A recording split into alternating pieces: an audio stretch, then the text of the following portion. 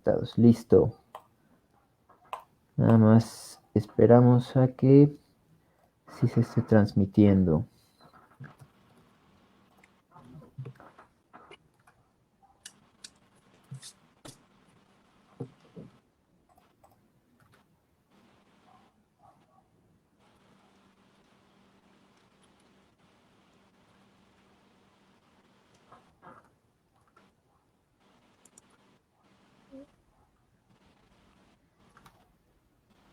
Listo, pues muy buenas tardes, sean bienvenidos a una sesión más de esto que es un taller sobre derechos humanos que estamos proporcionando a través de la Secretaría de Cultura y de el programa Colectivos Culturales Comunitarios de la Ciudad de México. Y pues hoy estamos en la sesión número 5 que como tema lleva los derechos humanos de los pueblos y personas indígenas. Y pues hoy tenemos el gusto y el privilegio de que nos acompañe un profesor de la Escuela Nacional de Antropología e Historia, al cual pues admiramos mucho desde la escuela, como alumnos de la escuela, de la ENA, y el cual ha impartido algunas materias para algunos de los miembros de este colectivo y que es experto en estos temas sobre los derechos indígenas, es el profesor Héctor Ortiz. Pues muchas gracias, profesor, antes que nada por acompañarnos. El profesor cuenta con estudios de licenciatura en etnología por la Escuela Nacional de Antropología e Historia y con estudios de maestría en Historia y Filosofía de la Ciencia por la UAM Iztapalapa. Ha cursado diplomados en Antropología de la Violencia en menores de edad, peritaje antropológico, derecho a la no discriminación, ecología política y actuaciones psicosociales en contextos de violencia política y catástrofes. Eh, pues antes que nada agradecerte mucho tu participación, Héctor. Sabemos que siempre andas bien ocupado y pues qué bueno que te diste el tiempo para acompañarnos esta tarde. No, pues bueno, gracias por invitar, pues a ver qué es lo que podemos aportar al ciclo que están armando. Así es, pues en particular, más o menos lo que comentábamos Héctor y yo tras bambalinas, pues era justo el interés por este tema, por esta temática, en particular porque nosotros trabajamos justo en este sector de el centro histórico, muy específico, que es este sector donde se encuentran todos los lugares que ya les mencionamos en talleres pasados, como el Mercado Abelardo L. Rodríguez, el Templo de Nuestra Señora de la Soledad, la Plaza de la Soledad, el Templo de Loreto, y en donde confluye mucha población migrante indígena.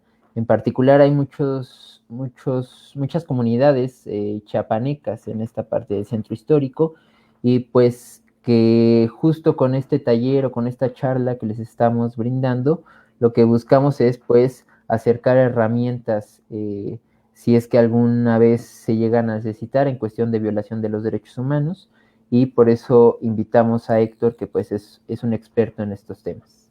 Y pues sin más, Héctor, pues si gustas comenzar un poquito hablándonos de qué es esto a lo que nos referimos como derechos indígenas o derecho de la población y de las comunidades indígenas. ¿Qué tal? Bueno, pues es un tema que en realidad ya tiene algo de tiempo, pero si lo enmarcamos en la historia nacional, pues en realidad podría o ser muy, muy antiguo o ser muy, muy reciente, porque en realidad los cambios que surgieron en la última parte del siglo XX en materia legal, pues generaron una situación muy distinta a la que había prevalecido, al menos durante el resto del siglo XX, pues, pero pues sí, hay como distintas etapas a lo largo de la historia mexicana de esto que podríamos, o que llamamos, pues, los derechos de los pueblos indígenas. En primer punto, sí habría que nada más aclarar que sí, cuando hablamos del derecho indígena, hablamos de algo distinto que cuando hablamos de los derechos de los pueblos indígenas. Básicamente, cuando hablamos en singular, hablamos de sistemas jurídicos propios de los pueblos, que son pues, su forma propia de regularse, son modelos también no puros, digamos, no surgidos de la época previa a la conquista, sino que a lo largo de la misma historia se han ido reconfigurando, pero al final no dejan de ser propios, es decir, de los pueblos, y con ellos han resuelto problemas internos de las comunidades y en parte pues también les ha permitido sobrevivir pues como identidades, como pueblos a lo largo de la historia, ¿no? En una situación de desventaja, y eso también es importante tenerlo en mente, pues, ¿no? Sí, una cosa es tener un sistema propio y otra cosa es que ese sistema no esté en lucha constante con el sistema nacional, el sistema dominante, pues, ¿no? Este es de donde surge la otra versión, la de los derechos de los pueblos indígenas, es decir, es son aquellos derechos que reconoce el Estado frente a un sector específico de la población. El cambio fundamental que se da, pues sí, sobre todo a partir de esto que fue la celebración de los 500 años de la llegada de los españoles y que generó un gran debate. Esa es como de las ventajas de las celebraciones, aunque para muchos no había mucho que celebrar, pero de todas formas abrió una discusión muy seria, no solo entre los mismos pueblos, sino también en los sectores académicos, en la antropología en particular, pues se formó un grupo desde el gobierno, pues, para discutir esta posibilidad de reconocer en la Constitución, primero, la existencia de los pueblos indígenas. Y segundo, que esta existencia implicaba ciertos derechos, pues, ¿no? Esta discusión es importante por ambos elementos. El primero es ese, pues, de admitir que existen, ¿no? Y esa es una cosa muy extraña, porque pues cuando uno es antropólogo, uno dice, pues bueno, pues ahí están los indígenas, ¿cómo de que no existen? Pues uno va, los conoce, los ve, platica, pero el Estado no necesariamente acepta esa existencia, ¿no? Y no la acepta porque es distinto ser, ser, ser una persona en términos biológicos, pues, o en términos sociales, que serlo en términos legales. Pues, ¿no? La personalidad jurídica es otro nivel en el que se reconoce al sujeto como integrante de la colectividad de ciudadanos, pues, ¿no? Y esa última palabra es también interesante porque en realidad el concepto de ciudadano en la, pues sí, en la filosofía política clásica implicaba a todos, ¿no? Implicaba a todos los sujetos son ciudadanos. Y está bien mientras se define así nada más en abstracto, pero en concreto nunca implicó a todos, ¿no? En algún momento excluyó a las mujeres, en algún momento excluye a los menores, en algún momento, o digamos a los jóvenes, ¿no? En algún momento excluye a los pueblos indígenas, ¿no? Entonces, el Estado homogeneiza a esta ciudadanía y con cierta, digamos, se puede plantear como una forma correcta de hacerlo porque se supone que implicaba evitar las distinciones y las distinciones se entendían, al menos en principio, como jerarquizadas, en donde distinguir suponía que alguien estaba por arriba y alguien estaba por abajo. Pues, ¿no? El problema es que la diferencia existe más allá de las jerarquías.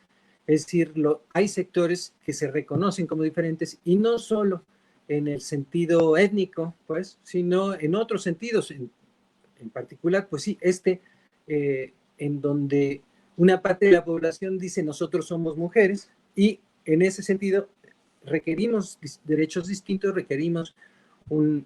tenemos necesidades propias, pues, ¿no? Y en ese mismo tenor es que los pueblos también dicen, bueno, sí, estamos aquí y aquí estábamos antes de que llegaran los demás, pero necesitamos para cumplir con nuestros objetivos, necesitamos una serie de derechos que sean específicos del sector, ¿no? Y ahí empieza esta discusión sobre, digamos, sectorización, pues, de alguna manera, de la población, pero en todo caso, una forma más compleja de entender la noción de ciudadanía, algo que permita que todos los sectores digamos, mantengan, conserven sus diferencias, no tengan que perder las diferencias, pero que estas diferencias no se conviertan en desigualdades, que eso es lo que las diferencias generaron durante mucho tiempo. Entonces, bueno, aparece una primera reforma que fue en el artículo 4, ¿no? A principios de los 90, justo en este contexto de los 500 años, el 92 era clave, pues, ¿no? Y fue una reforma bastante light, que no tenía en realidad mucho contenido, hablaba de los derechos agrarios, ¿no? Es decir, lo primero que puede hacer el Estado es voltear a ver a los indígenas y decir, pues esos son campesinos, ¿no? Y en principio, pues sí, a lo largo del siglo XX, la bandera que pudieron esgrimir los pueblos indígenas era la del campesinado, y esa les permitió alcanzar algunas ventajas, algunos beneficios, digamos, de su situación de ciudadanía, pero no todos. Es decir, todos aquellos que estaban comprendidos o que están comprendidos en el concepto de cultura, pues, no caben o no necesariamente caben, digamos, en esta figura del campesinado. Por eso era importante pasar más allá de esta figura y entrar en una figura más directa, que es la de pueblos indígenas. Ahí también hay complejidades, pues, porque, pues que sí, una cosa es la comunidad indígena, otra cosa es el pueblo indígena, y otra cosa también es cuando hablamos de pueblo en un sentido territorial, digamos, espacial, y otra cuando hablamos de pueblo en un sentido de identidad, en donde el concepto toma una dimensión bastante más compleja, que implica también formas complejas de generar la legalidad, el marco normativo, de tal manera en que ese sujeto realmente tenga lo que está demandando, obtenga pues esta situación nueva, novedosa dentro del concierto nacional. Pues, ¿no? Entonces, bueno, al final tenemos otros sectores también que se han pronunciado, en particular pues también las identidades sexogenéricas que han estado luchando también por un reconocimiento de distintos tipos. El matrimonio igualitario pudiera ser uno de los ejemplos más notables, pues, pero en fin, al final, a lo que le estamos tirando, a lo que se está construyendo, pues es un sistema jurídico plural, pues, un sistema en donde lo monocultural deje de existir. Y lo monocultural es eso que estaba contenido en la noción del Estado-nación. Pues, ¿no? Cuando empieza a conformarse la noción de Estado-nación, ¿no? Se da por sentado que esta cosa que se está construyendo tiene que ir también aparejado con una cultura nacional. Pues, ¿no? Y en algunos casos podía parecer sencillo, como la cultura francesa, ¿no? Pero en realidad siempre fue bastante más complicado. Porque, bueno, cuando ya hablamos de culturas como la inglesa, pues nos encontramos con que están los irlandeses, los escoceses, los galeses, y hay una complejidad ahí que el concepto de ciudadano no refleja en su totalidad. Pues, ¿no? Y pues bueno, el caso español, que nos es más cercano, pasa lo mismo. Y entonces sí, un solo ciudadano español, pues fue de hecho ofensivo para varias nacionalidades que son peninsulares, pero que no se reconocen en ese concepto de lo español. Pues, ¿no? Sí, los catalanes, los vascos, ¿no? Los gallegos. Esa es una parte de la discusión, pero insisto, estoy hablando de esa que tenía que ver con la conformación del Estado-Nación. Nosotros, como estados excolonias o colonizados, pues, retomamos también esta figura y se construye la nación mexicana a partir de los elementos, pues sí, del planteamiento político o teórico en el que que estaba construido desde Europa, pues, ¿no? Pero el problema también acá resulta ser bastante más complejo. Primera es eso, la existencia de pueblos que son anteriores a los que realmente dan forma a esta estructura del Estado-Nación, ¿no? Y que no son incluidos ni con voz ni con voto en la construcción de esta figura. Pues, ¿no? Entonces, bueno, al reconocerse insisto otra vez, saltando de los 90, al reconocerse la existencia de los pueblos indígenas, se requiere de una estructura de Estado más compleja, ¿no? Esta estructura apunta hacia un concepto que también es muy antropológico, que es el de pluralismo. Pues, ¿no? Pluralismo en el sentido de que no hay, de que, pues sí, todas estas estructuras de Estado están escondiendo de manera, como negando, pues, la existencia de diversidades que no necesariamente están reflejadas. Las diversidades lingüísticas son como las más evidentes y en ese sentido, pues sí, si regresamos al caso europeo, nos encontramos con que pues hay un montón de lenguas en Italia y hay, pues, digamos, variantes también en Francia y hay, pues bueno, claro, las variantes lingüísticas inglesas, entre ellas pues, la del la de los irlandeses, que al final pues también en esta situación de negación o de opresión, ¿no? Terminó pues siendo eliminada, ¿no? Es decir, hay algunas personas que todavía hablan la lengua, pero en realidad pues ya son, ya han perdido capacidad social, pues, ¿no? El uso social de la lengua, ¿no? Y en esa situación han estado los pueblos indígenas mexicanos.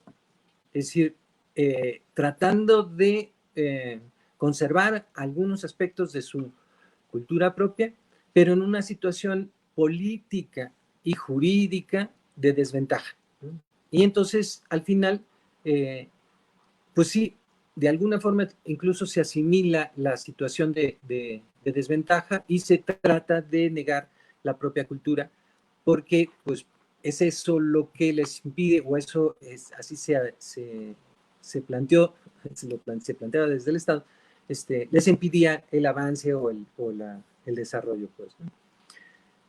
Este nuevo modelo en el que estamos ahorita no solo es, bueno, es complejo por eso, porque implica buscar un lugar en donde las diferencias no tengan que ser eliminadas, ¿no? Y que de alguna forma pues implica también reconocimiento de los derechos específicos, que no son derechos especiales, ¿no? Los derechos especiales es donde alguien en efecto pues tiene una situación privilegiada frente a otros, pues, ¿no? Los derechos específicos son esos que reconocen que la diferencia implica pues tratar diferentes a los diferentes, pues, ¿no? De manera diferente a los diferentes, pues.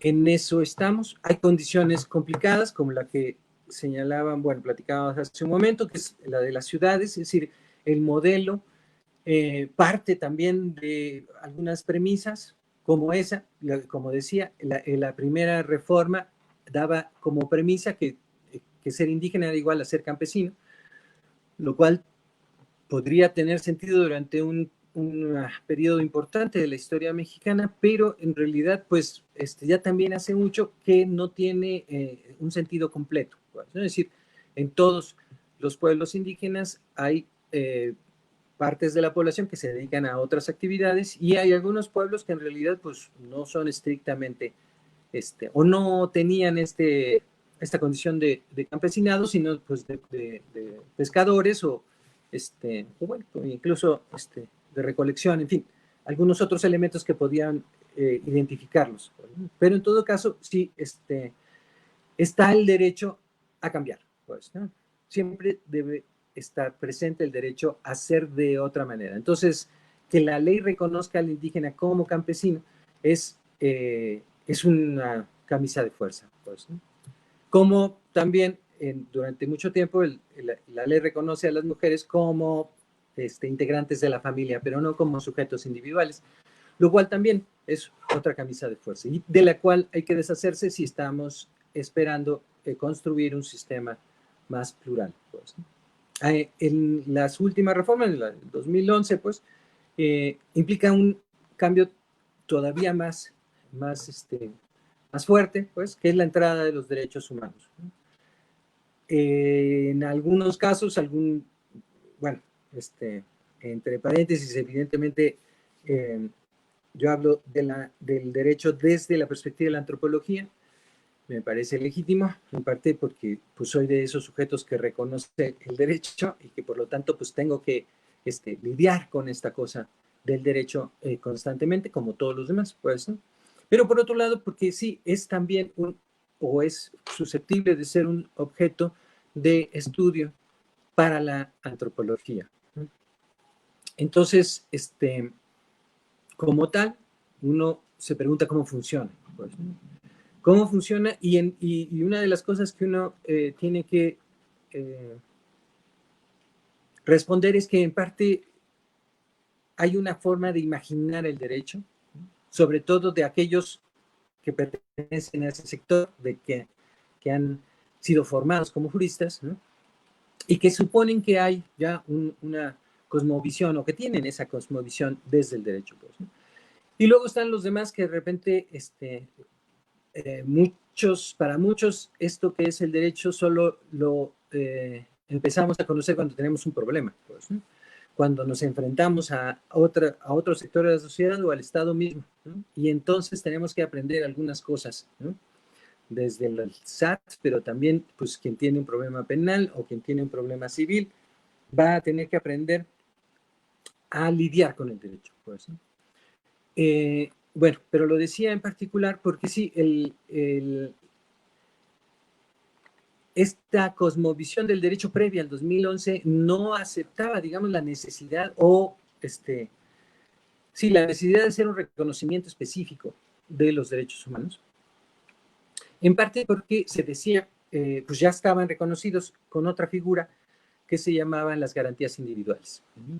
Y esta figura, pues también es más reflejo del sistema estadounidense, como algunos de ustedes sabrán, los estadounidenses son también muy reacios, el sistema estadounidense es muy reacio al reconocimiento de los derechos indígenas hacia el interior, pues, ¿no?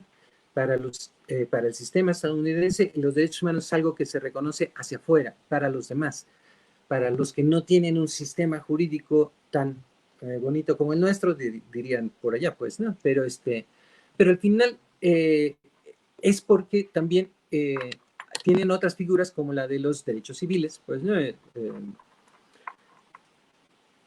Que de alguna forma suplantan esta necesidad de los derechos humanos, pero en realidad, pues, no la cumplen con totalidad. Por eso el haber las reformas del 2011 implican una nueva nación. Pues, ¿no? Eso tampoco necesariamente le va a gustar a muchos juristas, pero sí es un cambio radical, pues no es otra constitución. Pues, ¿no? Y en esa constitución, esta figura amplía otra vez la posibilidad de reconocer derechos para sectores específicos de la población. Y entonces en eso también andamos construyendo incluso derechos o estructuras legales para sectores muy extraños como el de las personas desaparecidas, que tampoco estaban y que les pasaba lo mismo, es decir, no existían, ¿no? Existe alguien que no regresó a su casa, pues, pero la figura legal de desaparecido no permite, al no existir, al no estar configurada en el lenguaje legal, pues no permitía la protección de este sector. Y así en realidad nos podemos ampliar por varios otros sectores sociales que de manera pues, sí, emergente han estado reivindicando la posibilidad de tener derechos propios. Quizá de los más recientes pues están también la población afro-mexicana, pues que pues también ve que al final de cuentas también pueden ser reconocidos como una identidad diferente y que por lo tanto pues tendrían también la posibilidad de actuar como colectivo, como identidad y por lo tanto también recibir un reconocimiento de derechos específicos. Sectores adicionales, pues también están las personas con discapacidad, ¿no? Que también uno dice, bueno, pues, ¿por qué? ¿No? ¿Por qué reconocer esto como sector? Pues, en parte, pues porque se organizan como sector. Es decir, el sujeto mismo va planteando la posibilidad de ser reconocido como identidad en la medida en la que se organiza. Y esto, otra vez regresando a los pueblos indígenas, pues también sucedió. Es decir, la organización de los pueblos indígenas durante la mayor parte del siglo XX estaba alrededor de las organizaciones campesinas. Su figura era esa, pues. Y desde ahí lograron, pues, eso, reivindicar cosas como el territorio, pues, bueno, convertido, transformado por el lenguaje legal en tierra, ¿no? Entonces, otra vez, se pierde una dimensión de la relación que tiene el pueblo indígena con la tierra, ¿no? Que es la territorial, y se circunscribe a una versión simplificada, que es la de tierra igual a espacio de cultivo, pues, ¿no? Entonces, solo campesino y no hasta el punto de ser indígena. En fin, me salto un poquito de un lado hacia el otro porque me parece que de repente hay que reconocer que a pesar de que hablamos o podemos estar trabajando un solo sector social, ¿no? El de los pueblos indígenas en este caso, la problemática legal implica a todos, es decir, todos estamos metidos de alguna u otra manera en los derechos de los demás porque son figuras que se replican, al menos en su geometría hacia otros sectores. Pues. Entonces, reconocer el derecho del otro, ¿no? De alguna u otra manera me lleva a defender el reconocimiento de mi propio derecho. En fin, no sé cómo andamos. Si quieren, hacemos aquí una pausa para ver si hay alguna pregunta. Sí, profe, pues sí, muy, muy claro en este sentido el por qué abarcas distintos temas, ¿no? En donde se van ligando justo en este sentido que nos estás diciendo, ¿no? Y por acá Paola Raquel Águila nos menciona en un comentario, no puede haber ciudadanía sin visibilización, democracia ni participación en puestos de poder. Y nada, con Morena ha cambiado. Lacras burócratas de siempre, explotando como siempre indígenas sin actas de nacimiento, cooptados por mafias organizativas y mayoría sin INE, para no votar ni ser votado. Discurso de doble moral. Bueno, ese es el comentario que nos puso por acá Paola. Y por acá igual Josué Avendaño nos menciona, en Chiapas, a raíz del levantamiento zapatista en 1994, los pueblos indígenas comenzaron a tener relieve dentro de la sociedad, pero al paso de los años los derechos se han visto sometidos por intereses, además que algunos subgrupos de las comunidades indígenas están en una línea de narcopolítica. Y por último, por acá, para que igual nos puedas tú dar tu opinión sobre estos comentarios, nos dice Yadis Castillo, algunos políticos solo voltean a los pueblos indígenas para atraer para atraer votantes. Y por acá Faustino Martínez nos menciona que se necesita reformar para ser reconocidos como cuarto nivel de gobierno, para ejercer la libre determinación y alinear las normas nacionales con los tratados internacionales. Actualmente tenemos limitados este derecho al ser considerados como autoridades auxiliares, limita para ejercer la libre determinación, que este es un tema que igual tú me parece que manejas bastante bien, esta cuestión de a qué nos referimos con la libre A ver, determinación. primero, el punto anterior, que sí, los problemas son reales, ¿verdad? Pero ahí yo pediría, digamos, que lo viéramos también de una manera analítica. Y en ese sentido me refiero a que el derecho no es la realidad. El derecho es una serie de acuerdos o de formas en las que nos planteamos la posibilidad de normar esa realidad, ¿no? De repente, cuando uno está hablando con un abogado, pareciera como que nos habla de la realidad, ¿no? De que, bueno, pues ahí está, ya tu derecho ahí está, ¿no? Entonces, pues ve por él. Y la realidad es distinta, la realidad no es tan flexible como el derecho, y eso que el derecho es bastante poco flexible. Pero sí, a pesar de eso, sí es muy distinto vivir en un país en donde no hay un derecho que te reconozca, es decir, en donde el nombre indígena no existe en la ley, a un país en el que sí existe. Sí hay una diferencia importante, pero esta diferencia implica que uno puede ahora utilizar ese parámetro legal para conseguir derechos. No que el hecho de que esté ya la ley signifique que todo está arreglado, que todo está cambiado. Y en dos sentidos. En primera, porque pues de repente no es, digamos, el Estado también tiene que irse adaptando a sus propias leyes. El ejemplo más sencillo de esto, pues es el hecho de los traductores, ¿no? Si lo primero que hace, bueno, primero, no había indígenas, ahora sí hay indígenas, y esos indígenas hablan una lengua distinta, lo cual significa que tienen derecho a qué, pues al menos a un traductor cuando están frente a una autoridad, ¿no? Sí, hasta ahí el derecho.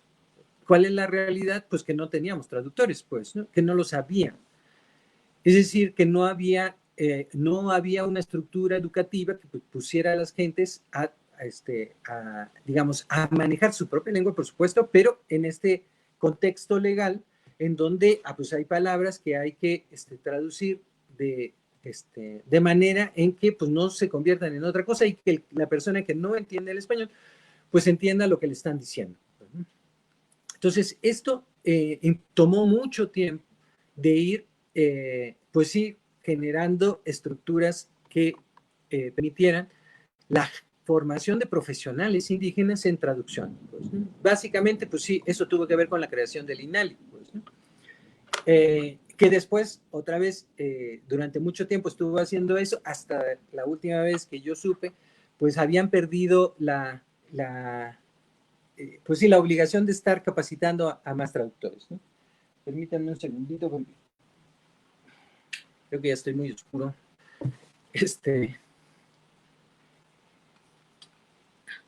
Entonces, Ahí otra te vez, vemos bien. sí, el hecho de que esté la ley no es todo. Hay que, digamos, hay que seguir avanzando y el avance en realidad es muy político o en todo caso es muy de organización. Entonces, ¿cómo generar estas demandas? Pues básicamente por organización, para hacer que la ley también tenga un reflejo más claro. Y parte de eso está en la segunda parte de lo que estaba pensando en responder, que es este problema de la autonomía. Pues, ¿no? Sí está planteado el derecho a la autonomía. Lo que no está planteado es qué diablos significa eso. Pues, ¿no? Y en realidad, digamos, esto puede ser desventajoso y ventajoso a la vez, porque porque sí, si el Estado define el contenido de la autonomía, pues entonces los pueblos no tienen nada que decir. Otra vez se les roba el derecho a definir sus formas de ser autónomos. Pues, ¿no?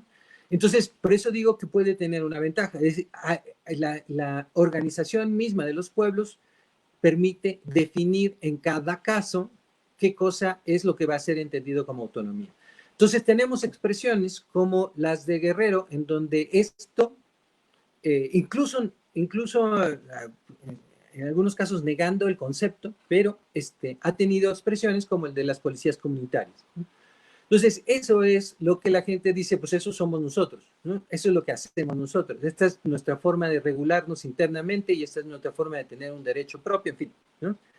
Y en el caso chapaneco, pues en realidad no ha girado alrededor de esta noción de la seguridad interna, sino que ha girado alrededor o está girando alrededor del control de los municipios. Pues, ¿no? Entonces, va más por la vía electoral, es decir, son vías legales distintas. Pero al final, este concepto constitucional resulta ser el mismo referente, es decir, ahí dice que nosotros tenemos derecho a la autonomía y nosotros queremos con esa figura hacer esto. Es complicado porque pues, el Estado lo primero que dice es, bueno, eso no, ¿no? Pero al final van aceptando. Y en el caso chapaneco, el Instituto Electoral ha modificado normas no solo, digamos, internas de la legislación electoral y ha, pues sí, forzado de alguna manera la modificación de normas estatales. Pues, ¿no? Entonces, eso es resultado de la negociación, si se le quiere plantear así, o de la lucha, porque en realidad siempre hay resistencias de parte del Estado, porque, insisto, hay una lectura del derecho desde el Estado que suele ser la más limitada, ¿no? Entonces hay que buscar lecturas desde los sujetos que permitan una versión más, pues sí, más acorde con las necesidades de los sectores que están exigiendo los derechos. Pues, ¿no? No sé si eso responde a la pregunta, pero digamos, por ahí es que a mí me parece importante considerarlo, ¿no? Sí, así es. Pues ahí les pedimos que si no queda claro, pues igual nos sigan comentando.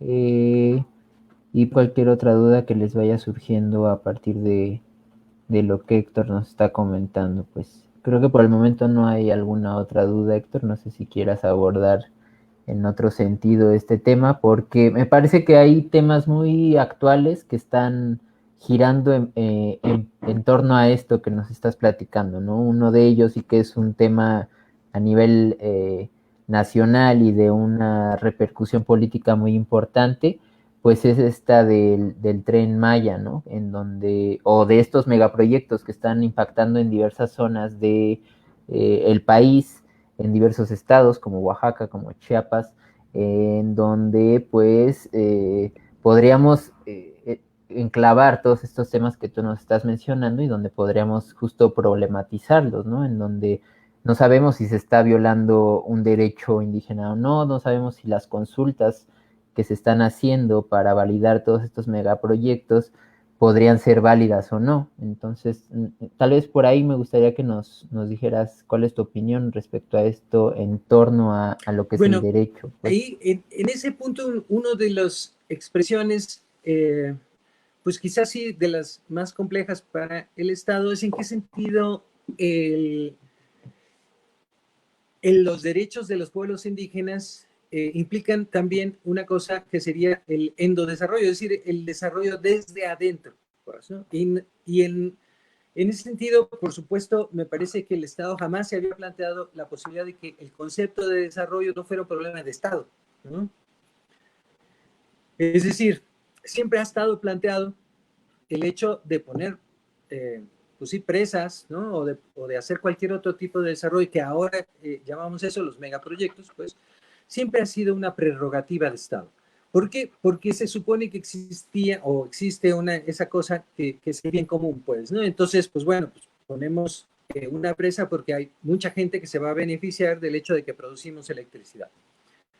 Y hay algo de cierto, porque sí, pues todos consumimos electricidad, ¿no? En el caso de la minería, pues también uno dice, pues es que, ¿cómo haríamos sin minerales para, pues, comunicarnos ahorita por internet? Pues, ¿no? Si estos aparatos requieren de minerales para ser construidos. Pues, ¿no? Entonces sí, está hay una necesidad de la que nosotros que nos oponemos a la minería estamos haciendo uso, ¿no? O estamos beneficiándonos, pues, ¿no? Entonces se vuelve complicado porque ahí el punto es, digamos, eh, porque hay partes en las que esta noción de desarrollo sí requiere o sí es demandada por sectores sociales, pues, ¿no? Pero el problema en específico es que los lugares en donde estas formas de estos proyectos pueden ubicarse, pues quedan en territorios de los pueblos indígenas o afectan en partes de los territorios de los pueblos indígenas. Y es ahí donde ellos dicen, a ver, pues este desarrollo, ¿qué tiene que ver conmigo? Pues, ¿no? Y ahí es donde se vuelve complicado. Porque sí, en muchos sentidos es cierto que no suele beneficiarlos, al menos no de manera directa, ¿no? Nuevamente está el problema de las negociaciones, ¿no? Es decir, pues bueno, si hay algún tipo de beneficio, podríamos acordar que hagan aquí su proyecto. Y esto tendría sentido si no es porque en general, pues también quienes están impulsando los megaproyectos, hacen trampa, pues, ¿no? Es decir, seguimos en esa situación colonial en donde se cambia oro por cuentas de vidrio, pues. Y eso, por ejemplo, pues sí, en el caso del Istmo de Tehuantepec fue muy claro, ¿no? En donde pues, las eólicas, que además venían con una bandera, pues de ecologista, pues, ¿no? Porque son eólicas, no contaminan, ¿no? En fin, pero al final ofrecieron tratos que los pobladores, pues, supusieron que eran buenos, pero que en realidad al final no lo eran, pues, ¿no? No eran lo suficientemente, digamos, no rendían los beneficios que aparentaban rendir, pues, ¿no? Y luego sí, en ese, digo que mienten porque sí, muchas veces dicen es que les vamos a poner una carretera y una escuela y no sé qué, un montón de cuentos que al final, o no cumplen, que es lo más común, o cumplen a medias, pues, ¿no? Entonces, es otra vez una situación de desigualdades. El hecho de que existan derechos permite que esos pueblos se defiendan. Si ustedes se van un poquito más atrás en la historia, ¿no? Y nos vamos a, a ¿cómo se llama? La presa Cerro de Oro, pues, que tiene un libro muy antropológico, pues, el ingeniero grandioso, ¿no? En donde se, se relata esta situación, se puede ver claramente que ahí el pueblo que fue desplazado por la presa no tuvo ninguna posibilidad de defensa, ¿no? No la tuvo. No había forma de argumentar nada, pues, ¿no? ¿Por qué? Porque la prerrogativa del Estado de decidir el bien del Estado, ¿no?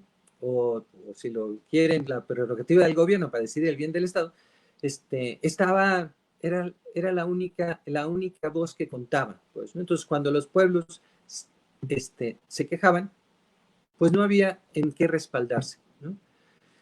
Una cosa que para la Ciudad de México, que siempre es interesante también traer a colación, ¿no? Es cuántas personas hubo que desplazar para hacer los ejes viales, ¿no? La mayoría de ustedes pues no estuvieron en esa época de los ejes viales, pero no existían esas cosas. Hubo un momento en el que no existían. Eran calles, ¿no? Y de repente, pues una autoridad dice, pues esta ciudad necesita avenidas, ¿no? Entonces vamos a meter en los ejes viales. Pues sí, pero ahí había casas, ¿no? Y había gente viviendo en esas casas. ¿Qué pasó? Pues otra vez lo mismo, pues, ¿no? Es decir, sin ser sectores indígenas, esa población no tuvo ninguna posibilidad de defensa, ¿no? No pudo poner ningún amparo, no pudo esgrimir ninguna ley a su favor. Simplemente, pues, les tiraron su casa y los mandaron a otro lado, pues, ¿no? Son poblaciones que pues, hay algunas que acabaron en Xochimilco, como Ipalta, Tlalpan, ¿no? Y que eran pobladores del centro de la ciudad, ¿no? O en todo caso más céntricos, ¿no? Espacios más céntricos. Ahorita con esas leyes, con todo y lo defectuosas que puedan ser, tenemos espacio de negociación fuera de pues, la lucha indirecta, pues, ¿no? Que también se vale, pero pues que también tiene sus desventajas, pues, ¿no? Entonces, el punto aquí es cómo construimos entonces esa relación a partir de estos parámetros que son los legales, pues, ¿no? No necesariamente los que quisiéramos tener o no necesariamente los que deberíamos de tener, pero hay algo, ¿no? Entonces, el punto de construir la normatividad a partir de esta noción de sectorización tiene sus ventajas. Insistiría nada más en el punto de la autonomía, es decir, está en construcción, porque hay respuestas del Estado que han estado, que permiten, pues, acciones locales, ¿no? Que permiten cierto margen de discrecionalidad dentro de las comunidades. Y eso, algunas, o bueno, ya en realidad cada vez más comunidades están haciendo uso de estas herramientas y están posicionándose de una manera muy distinta a como estaban posicionados en los 80s. Pues, ¿no? Entonces, sí, sí hay que quejarse de que no funcionen, sí hay que quejarse de que no son suficientes, pero también hay que ver analíticamente los cambios que han ocurrido por la presencia de esas normas. Y esas normas no son concesiones graciosas del Estado, son conquistas. Entonces hay que reconocer la conquista, como antes estaban las conquistas de los trabajadores, que también han sufrido muchos contrapuntos por el hecho de que sí, de repente se vuelven estorbosos. Los derechos estorban para algunos proyectos, para algunas posibilidades de Estado, ¿no? Entonces, de repente, pues, se hacen trampas o se tiran, pero, pues, también depende de la organización que permita sostener esos derechos. Así es. Pues igual por acá ya tenemos otras dudas, Héctor, si nos pudieras apoyar. Gaby JP nos dice, ¿existen requisitos en la ley o se trata de justificaciones banales cuando por un lado se supone se reconocen los derechos humanos de los pueblos indígenas, pero la implementación de megaproyectos no parece tener límites y claramente afecta la vida digna de los pueblos, que es un poco el tema que ya nos estuviste abordando en este sentido? Y por acá Faustino Martínez nos dice, ¿por qué la autonomía y la libre determinación son iguales? ¿Es igual, Héctor? A mí me parece que hay discusión, ¿no? En si es igual o no es igual autonomía y libre determinación. Mira, ahí en ese último punto a mí me parece importante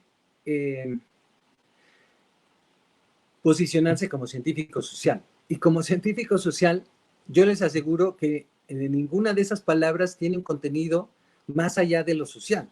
Es decir, son construidas por nosotros, son conceptos construidos, no son palabra divina.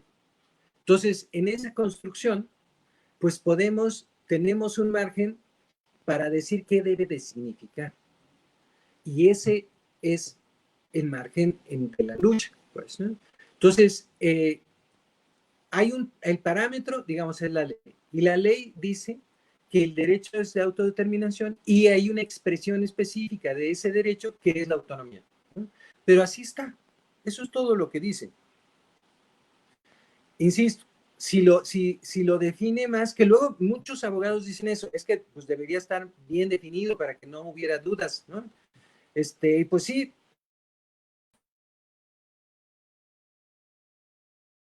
pero en algunos casos no, porque entonces no nos vamos a la letra de la ley, sería eso que decide el poder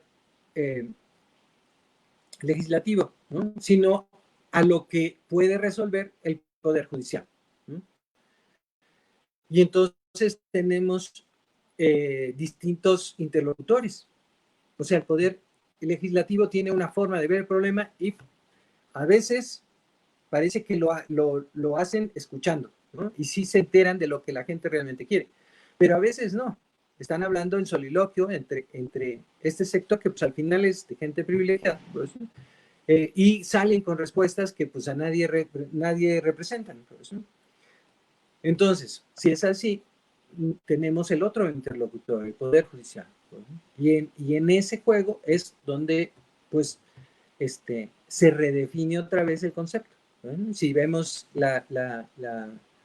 también la lucha de Morelos, o bueno, en, encabezada o durante algún tiempo por Samir Amin, pues no eso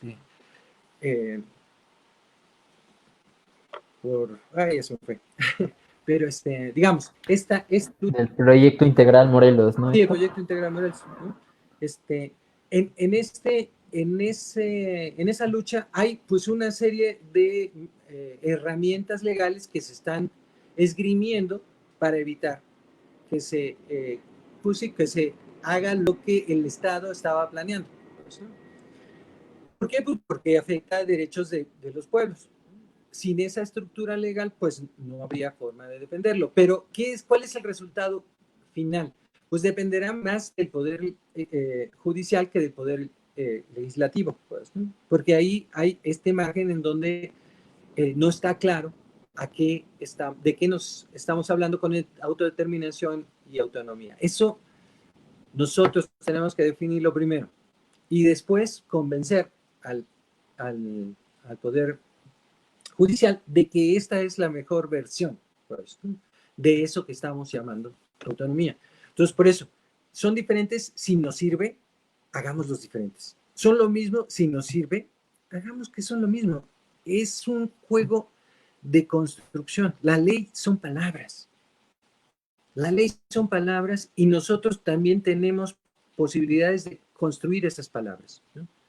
Pero, pues, no es una labor tan sencilla, pues, porque sí tiene que ser coherente y tiene que tener sentido para la mayor cantidad de gente, no solo para mi pequeña visión, ¿no? Sino que tiene que tener sentido para todos. Pues. Entonces, construirlas es un trabajo de lucha social, de organización social, pero que implica a otras luchas y a otros sectores. Pues, ¿no? Entonces, el diálogo también es indispensable, ¿no? Independientemente de que, pues sí, al final no se ganan todas y, pues sí, en algunos casos esto no funciona a favor de los pueblos. Pero insisto, es decir, antes no funcionaba para nadie. Ahorita hay algunos que han perdido, pero hay otros que han ganado, pues, ¿no? Exactamente.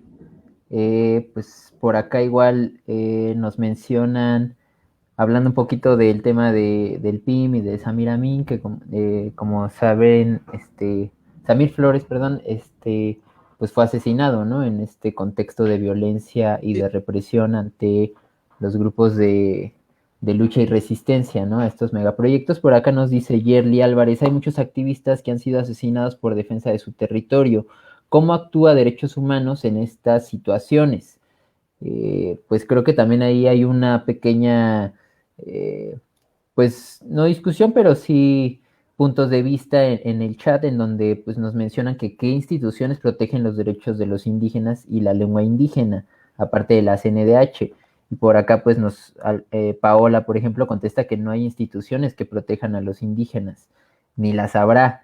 Si en realidad dice, sí, la realidad y oficio no las dirigen en su totalidad los indígenas. Discurso de doble moral. Bueno, ahí hay una cuestión de qué instituciones están encargadas de esto. Pues un poco lo que mencionabas, ¿no? De lo que son los derechos específicos.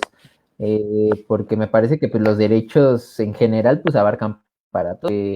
Vivimos en este país, pero los derechos específicos justos son los que van dirigidos a este sentido. Pero ¿qué instituciones tú nos podrías decir, Héctor, que funcionan o que fueron creadas con el fin de que esto sea distinto, ¿no? La situación que estamos viviendo. a ver, nada más, digamos, un poquito insistiendo, las quejas son legítimas, pero sí hay que partir de principio de realidad, y ese es que los derechos humanos sí existen, pero no detienen balas.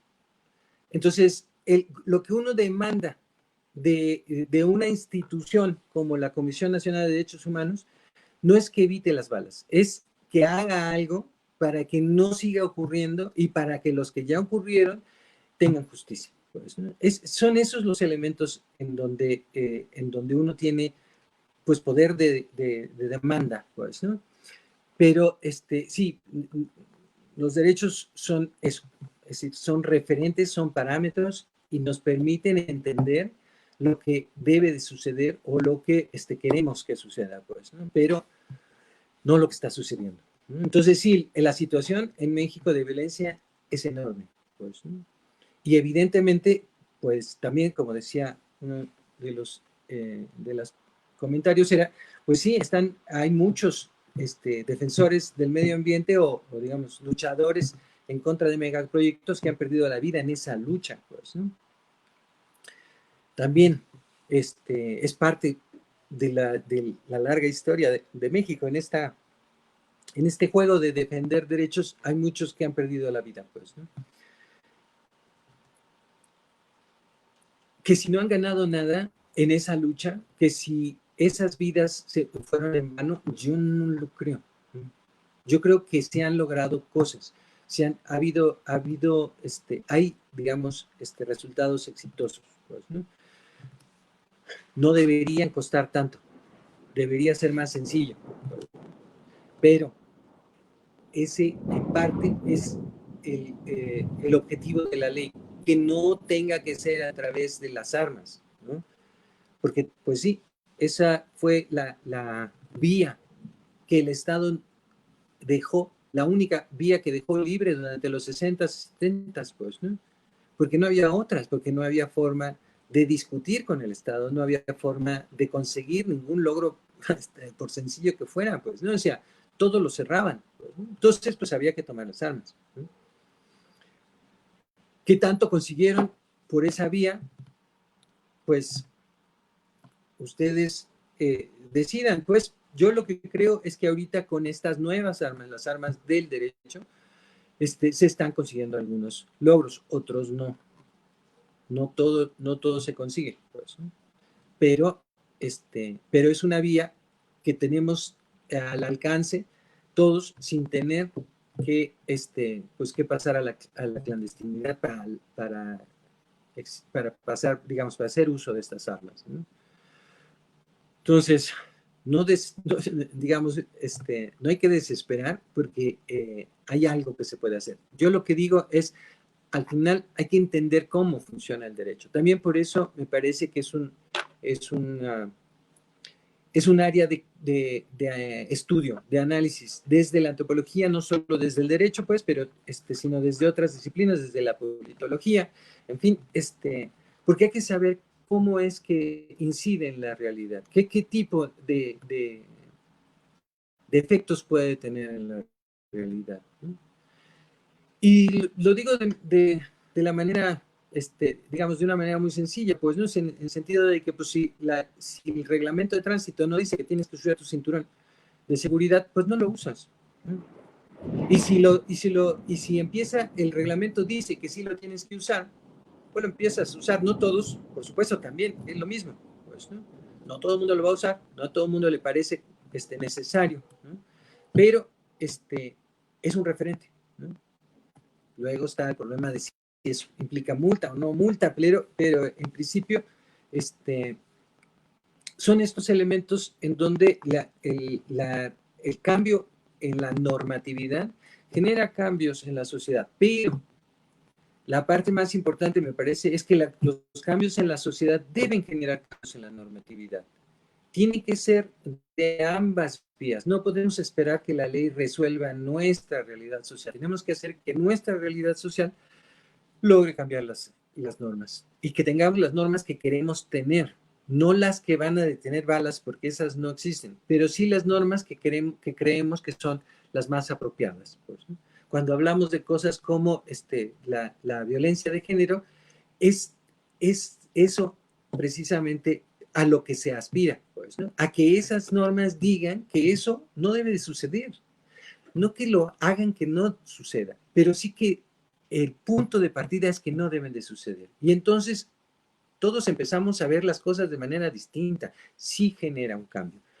no genera todo el cambio que queremos. No, porque sí queremos que desaparezcan esas cosas. Sí queremos que no haya, que los defensores del medio ambiente no mueran y que no existan los feminicidios y etcétera. Sí queremos muchas cosas.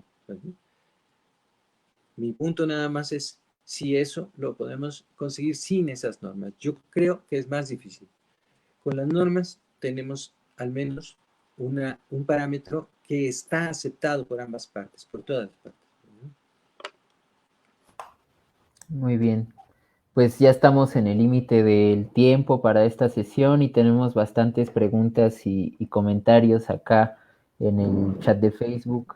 Pues nada más para darle lectura rapidísimo a los comentarios. Cato Campo dice, si no cuentan con traductores o no saben la lengua de algún indígena y quieren poner una denuncia en un MP, ¿a dónde pueden acudir? Un poquito en este sentido de la pues de las instituciones, y acá pues contestan que el Instituto de los Pueblos Indígenas, el Instituto Nacional de los Pueblos Indígenas, que es el INPI, y por acá nos comenta Faustino, la libre determinación es la forma orgánica del uso de sus recursos naturales, uso de territorio, sus formas de hacer justicia, lo mismo de su desarrollo de infraestructura, nos limita la ley orgánica municipal, la ley de coordinación fiscal para tener accesos a sus ramos 28 y 33, que bueno, pues ya son cuestiones muy detalladas de qué es lo que para Faustino es lo que sucede, ¿no?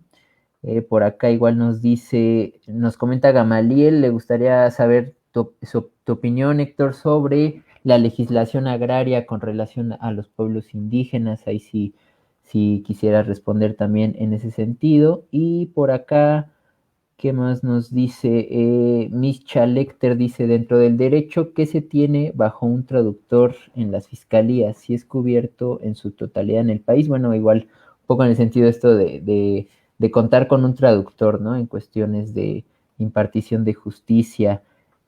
Por acá igual, bueno, Paola nos menciona que pues para ella no tiene mucho sentido esta cuestión de las instituciones, por ejemplo, la CNDH, que ahorita está como un poquito en el ojo del huracán por la toma de las compañeras que son víctimas de la violencia de género y los feminicidios. Y pues Paola nos dice que justo esto se ocupa de manera política, ¿no?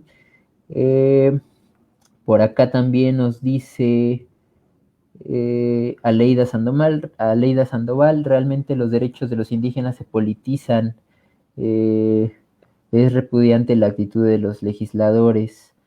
Y por acá, pues nos dice Guillermo Villalobos, la tarea de ejercer los derechos humanos no hay que dejárselo a las instituciones, sino a la organización propia, que es un poco lo que nos ha venido reiterando Héctor a lo largo de la conversación, que una cosa es el derecho, una cosa son los conceptos, y es algo que pues en lo particular yo que he tomado clases con Héctor, pues lo recalcas mucho en las clases, ¿no? Una cosa son los conceptos que están en el derecho y otra cosa es llenar esos conceptos de un sentido, ¿no?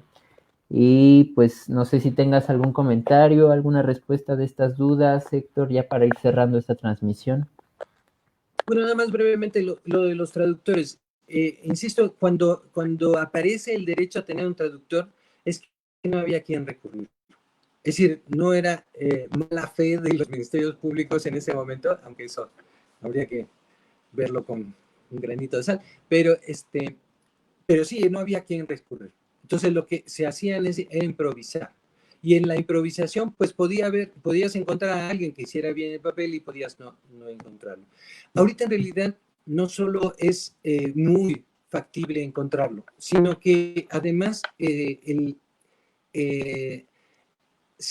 el mismo juzgado tiene la obligación de esperar a que se encuentre. Pues, ¿no? Entonces, quedan, digamos, no se hace la actuación hasta que no llegue el traductor. Y eso ya es bastante bueno porque el mismo sistema está aceptando que esas son las condiciones en las que tiene que actuar. Pues, ¿no? Pero por otro lado, sí está el INPI, pues, pero también está el INALI, y lo que más me parece importante es que hay organizaciones civiles formadas por indígenas que son traductores. Eso, pues, la verdad era impensable en los 80s, ¿no? Y ahorita sí, es decir, tú puedes llamar a la organización, ¿no? Y decir, pues necesito un traductor. Y la misma organización, por supuesto, hay que pagarles, pues, porque esto ya es un trabajo, ¿no? Ya no es nada más echar la mano a alguien, sino es un trabajo, pues, ¿no? Entonces, las condiciones son distintas y eso, pues sí, tiene que ver con el hecho de que está reconocido el derecho al traductor, ¿no?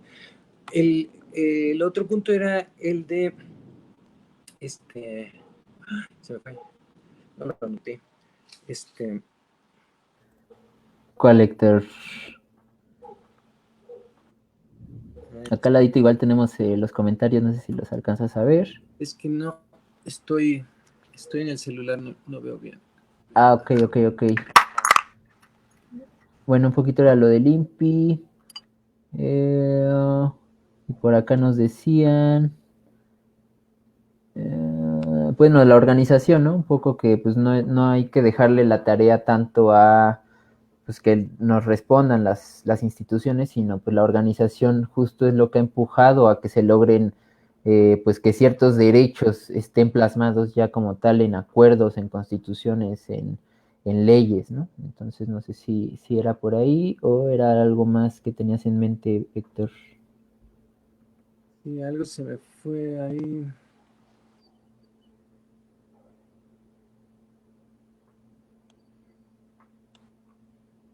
Pues por acá igual te agradecen el tema, pues que sirve mucho, ¿no? Gracias por la ponencia, nos dice acá Paola, igual a Leida, eso es maravilloso, lo importante es que no dejarnos indefensos, ¿no? Lo de, Gamaliel igual muy ya me interesante. acordé de la legislación ¿Qué agraria. pasó? Era el tema de la legislación agraria. Ah, ok, ok.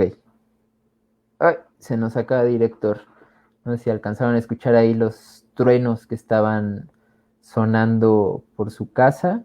Al parecer las tormentas no nos están ayudando el día de hoy, pero si nos esperan un momentito, esperamos que Héctor regrese para contestar esta duda acerca de la legislación agraria y los pueblos indígenas. Nada más denos unos minutos y regresamos. Permítanos un momentito.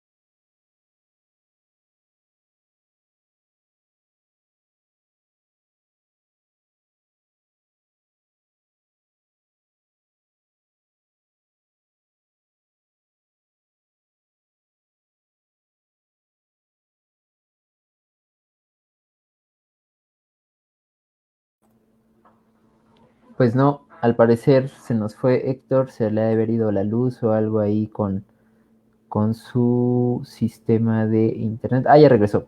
Permítanos un momento y ahorita ya regresó Héctor. Te escuchamos, Héctor. Perdón, estarle picando aquí. No te preocupes. Estaba leyendo el chat. A ver, así nada más, último punto, el de la legislación agraria. También es una de esas cosas extrañas desde cierta perspectiva, porque sí es muy distinto tener un país en donde la mitad del territorio nacional está en propiedad de ejidos y comunidades, pues, ¿no? A tener uno como Guatemala, en donde la lucha por la tierra existe todavía ahorita en términos armados, pues, ¿no? ¿Por qué? Porque nunca hubo ningún tipo de reforma. Entonces, ese fue un logro. Ese fue un logro de la revolución, si se quiere, pero también, pues sí, del hecho de que en esa etapa de la nación había sectores con conciencia social, pues, ¿no? Y se logró reflejar esta conciencia social en la normatividad y se generó, pues sí, eso, la repartición de la tierra y que benefició en particular a los pueblos indígenas, o digamos, en una buena medida a pueblos indígenas. ¿Estaba bien? No, del todo, ¿no? Es decir, había algunos problemas en esa normatividad que pues llevan a que ahorita sí muchos ejidos y comunidades, pues bueno, estén realmente teniendo problemas económicos para seguir subsistiendo, ¿no? Como, digamos, para seguir realizando actividades agrícolas, pues, ¿no?